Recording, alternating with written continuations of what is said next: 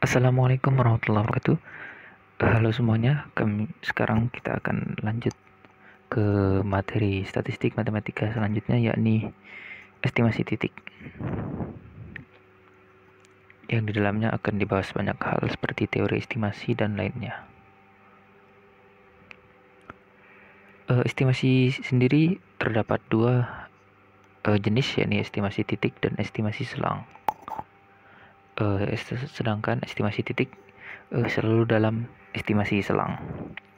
Kemudian ada dua pendekatan, yakni pendekatan klasik yang berdasarkan informasi sampel dari populasi berdistribusi tertentu yang akan kita bahas pada kesempatan kali ini, dan pendekatan teori keputusan yang berdasarkan kombinasi informasi dan aspek lain yang relevan. Beberapa hal yang perlu diketahui dalam estimasi, yakni ada parameter, statistik, estimator, dan estimasi. Ini adalah hubungan antara estimasi titik dan parameter tidak diketahui, unknown parameter. Sehingga nanti kita akan mencari statistik theta topi yang akan menjadi estimasi terbaik untuk parameter theta. Contoh estimasi sendiri ada beberapa, yakni dengan sampel normal, estimasi rata-ratanya mu, dan sebagainya. Lanjut, estimasi titik, kita akan pertanyaan di dalamnya nanti adalah bagaimana menentukan suatu nilai dugaan untuk parameter subpopulasi, bagaimana mengestimasi parameter populasi theta, dan bagaimana mengetahui bahwa penduga atau estimator yang didapatkan merupakan estimator yang baik. Estimasi sendiri memiliki beberapa metode yang kita akan bahas pada hari ini. Di antaranya seperti metode momen, maksimum likelihood, dan lainnya. Metode momen, yakni metode tertua dalam estimasi titik.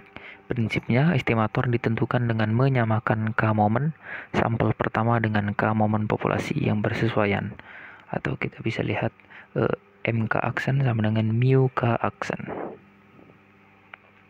Momen sampel ke K dari suatu himpunan pengamatan X1, X2, sampai Xn adalah rata-rata dari pangkat K mereka, dan ditulis MK aksen sama dengan sigma I sama dengan 1 sampai N dari XI pangkat K dibagi N, dan mu K aksen sama dengan estimasi dari X pangkat K, atau kita bisa sebut sama dengan MX aksen saat T sama dengan 0, dengan nilai K sama dengan 1, 2, sampai P, dan P adalah banyaknya parameter populasi.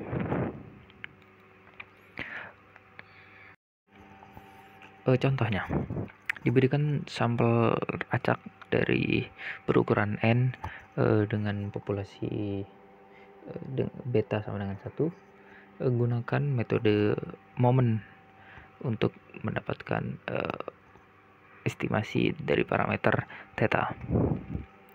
Solusinya adalah persamaan yang kita harus kerjakan, ya ini adalah M1 aksen sama dengan mu 1 aksen, di mana M1 aksen adalah sama dengan X bar atau rata-rata, dan mu 1 aksen sama dengan theta plus, maksud saya mu 1 aksen sama dengan alpha plus beta dibagi 2, itu juga sama dengan alpha plus 1 sama dengan 2, karena kita ketahui betanya sama dengan 1, maka X bar sama dengan alpha plus 1 per 2.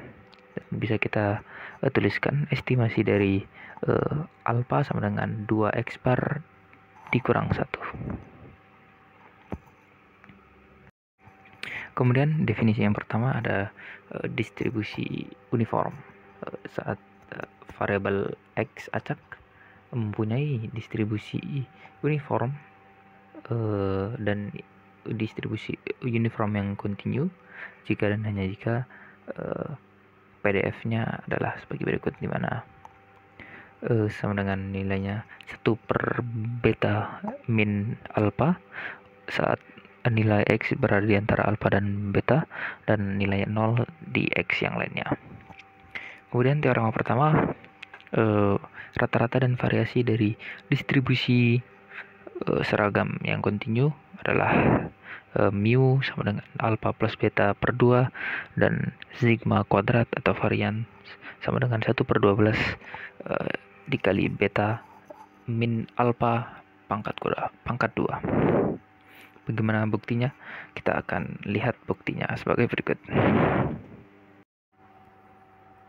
Berikut buktinya. Untuk mencari mu rata-rata, seperti yang kita ketahui, kita menggunakan estimasi dari X, ekspektasi dari X maksudnya, di mana fungsi dari fx sendiri kita tahu sebelumnya 1 per beta min alfa, sehingga kita bisa masukkan ke dalam rumus dengan batas alfa sampai beta, karena nilai X berada di antara alfa sampai beta, sehingga kita dapatkan nilai beta plus alfa per 2.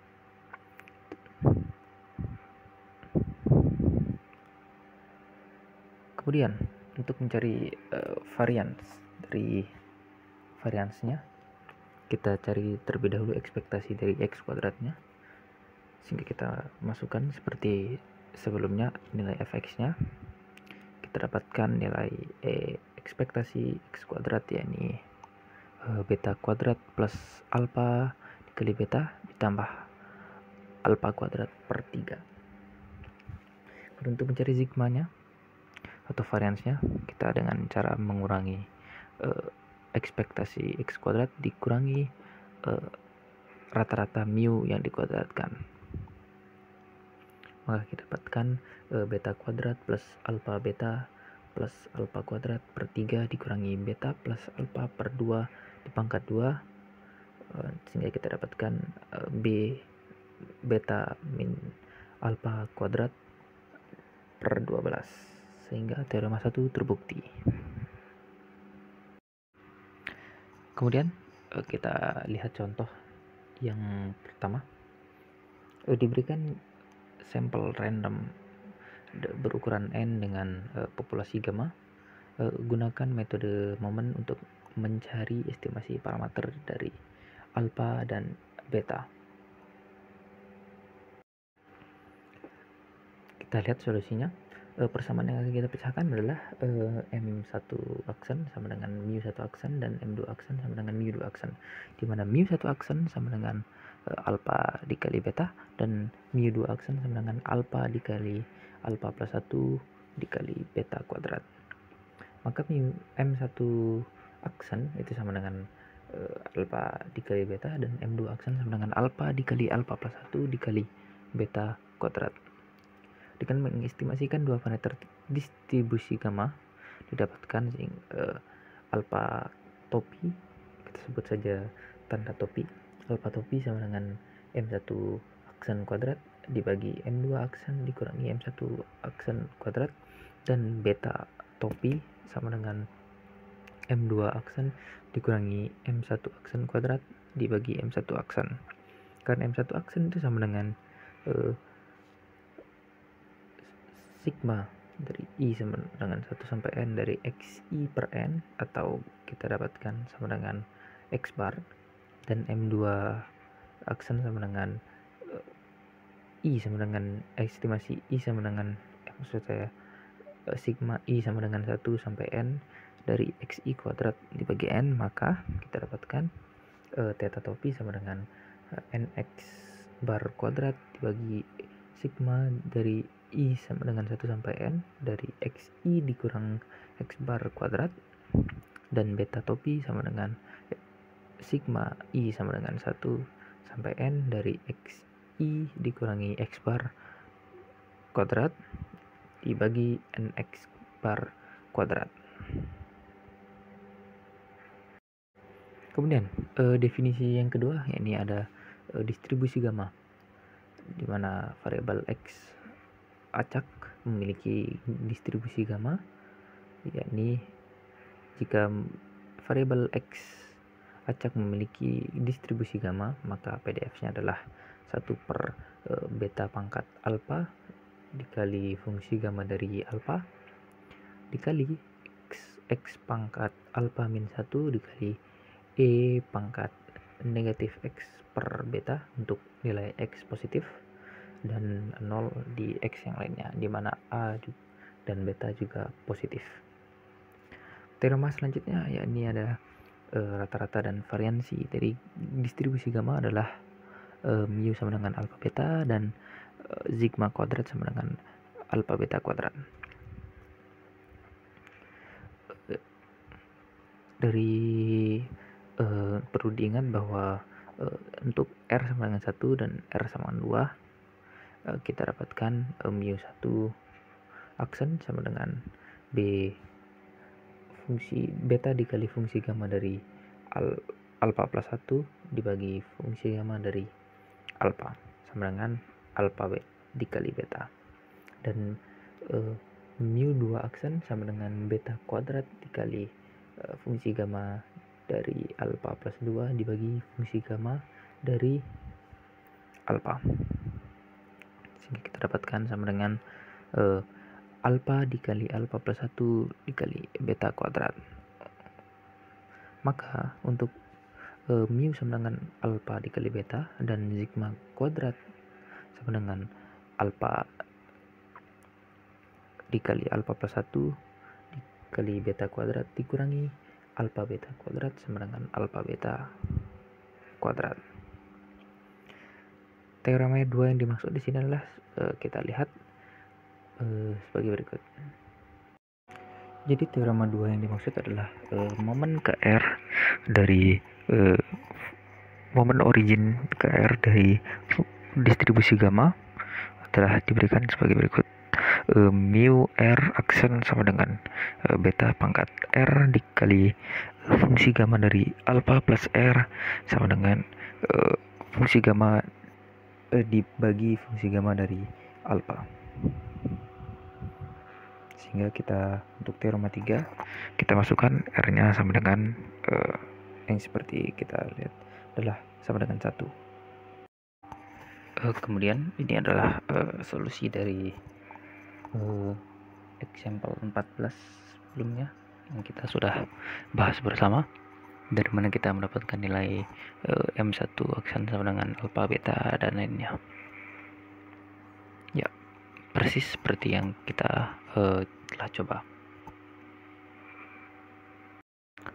Kemudian definisi yang selanjutnya adalah distribusi eksponensial, di mana variabel x acak yang memiliki distribusi eksponensial dengan nilai PDF-nya yakni 1 per theta dikali e pangkat negatif x per theta untuk x positif dan nilainya sama dengan 0 di x yang lainnya, di mana theta-nya adalah positif. Dan rata-rata dan variansi dari distribusi eksponensial adalah dengan mu sama dengan theta dan sigma kuadrat atau varian sama dengan theta kuadrat. Kemudian selanjutnya adalah metode maksimum likelihood. Jika x1, x2 sampai xn adalah nilai-nilai pengamatan dari suatu sampel acak dari populasi dengan parameter theta, maka fungsi likelihood sampel diberikan sebagai berikut, di mana lambangnya adalah L theta sama dengan f dari x1 sampai xn terhadap theta. Metode ini meliputi memaksimumkan fungsi likelihood berkaitan dengan theta. Contoh, diberikan suatu sampel acak berukuran n dari suatu populasi berdistribusi eksponensial, gunakan metode maksimum likelihood untuk mengestimasi parameter theta, di mana fx sama dengan 1 per theta dikali e pangkat negatif x per theta untuk x sama dengan 0 dan nilainya sama dengan fx sama dengan 0 yang lainnya. Jadi kita bisa masukkan langsung saja, di mana L theta sama dengan fx1, x2 sampai xn dengan terhadap theta sama dengan fungsi maksud saya produk dari i sama dengan 1 sampai n dari fx1 theta, atau bisa kita tulis sebagai 1 per theta di pangkat n dikali e dipangkatkan negatif 1 per theta dari sigma I sama dengan 1 sampai N dari XI. Itu sama dengan theta pangkat negatif N dikali E pangkat negatif 1 per theta dikali sigma dari I sama dengan 1 sampai N dikali XI. Kemudian kita gunakan fungsi ln, maka dapatkan ln L theta sama dengan negatif N ln theta dikurangi 1 per theta dikali sigma I sama dengan 1 sampai N dari XI. Kemudian kita turunkan terhadap theta sehingga didapatkan hasilnya N negatif N per theta plus 1 per theta kuadrat dikali sigma I sama dengan 1 sampai N dari XI. Kemudian kita misalkan nilai turunannya adalah sama dengan 0, sehingga kita dapatkan nilai theta atau pi sama dengan X bar. Kemudian contoh selanjutnya yakni contoh 17. Jika X1 sampai Xn adalah random sampel, nilai dari random sampel berukuran N dari populasi uniform dengan alpha sama dengan 0. Tentukan maksimum likelihood estimasi dari beta. Kita akan lihat solusinya sebagai berikut. Kita masukkan fungsi likelihoodnya. Kita dapatkan produk I sama dengan 1 sampai N dari fxi terhadap beta itu sama dengan 1 per beta pangkat N. Karena nilai fungsi ini berbanding terbalik dengan beta, maka beta haruslah nilainya sekecil-kecilnya atau sekecil mungkin. Maka estimasi maksimum likelihood dari beta adalah YN atau statistik urutan ke N. Kemudian example 18, jika X1 sampai Xn merupakan random sampel dari berukuran N dari populasi normal dengan mu, rata-rata mu dan variansi sigma kuadrat, tentukan join maksimum likelihood estimasi dari kedua parameter. Kita masukkan langsung fungsi likelihood. Yang pertama dari mu terhadap dan sigma kuadrat, kita dapatkan produk dari I sama dengan 1 sampai N dari XI terhadap mu dan sigma sama dengan 1 per sigma dikali akar 2pi pangkat N dikali E pangkat negatif 1 per 2 sigma kuadrat dikali sigma I sama dengan 1 sampai N dari XI dikurangi mu kuadrat. Kemudian kita turunkan terhadap mu. Kita dapatkan 1 per sigma kuadrat dikali sigma I sama dengan 1 sampai N dari XI min mu. Kita namakan persamaan 1. Sedangkan kita turunkan terhadap sigma kuadrat, kita dapatkan nilai L-nya sama dengan negatif N per 2 sigma kuadrat plus 1 per 2 sigma pangkat 4 dikali sigma I sama dengan 1 pangkat I sama dengan 1 sampai N dari XI dikurangi mu kuadrat. Kita namakan persamaan 2. Kemudian kita misalkan persamaan 1 sebelumnya sama dengan 0, maka kita dapatkan nilai mu sama dengan 1 per N dikali sigma I sama dengan 1 sampai N dari XI atau bisa kita sebut sama dengan X bar. Kemudian kita misalkan persamaan 2 sama dengan maksud saya di sini adalah 0 harusnya, bukan 2. Maka didapatkan nilai sigma kuadrat setelah mensubstitusikan mu sama dengan X bar adalah sigma topi sama dengan 1 per N dikali sigma I sama dengan 1 sampai N dari XI min X bar kuadrat. Namun sigma topi di sini adalah estimasi maksimum likelihood dari sigma kuadrat, sehingga untuk sigmanya sendiri adalah kita tinggal akarkan. Kemudian adalah metode least square atau kuadrat terkecil. Ini digunakan untuk estimasi parameter suatu fungsi dengan parameter yang linear. Kemudian dilakukan dengan meminimumkan jumlah kuadrat error atau simpangan. Dan juga banyak digunakan pada estimasi parameter regresi linear. Kita ketahui di sini y sama dengan alpha plus bx1 bxi plus epsilon i, ini bentuk umumnya, sedangkan epsilon i kuadrat sama dengan yi dikurang alpha dikurang beta xi kuadrat, sehingga fungsi jumlah kuadrat errornya atau kita bisa sebut Q sama dengan sigma i sama dengan 1 sampai n dari epsilon i kuadrat, atau bisa juga sama dengan sigma i sama dengan 1 sampai n dari yi dikurangi alpha dikurangi beta xi kuadrat. Jadi, kalau kita turunkan terhadap alpha, kita dapatkan 0. Kita misalkan turunan terhadap alpha sama dengan 0 dan turunan terhadap beta nilainya sama dengan 0.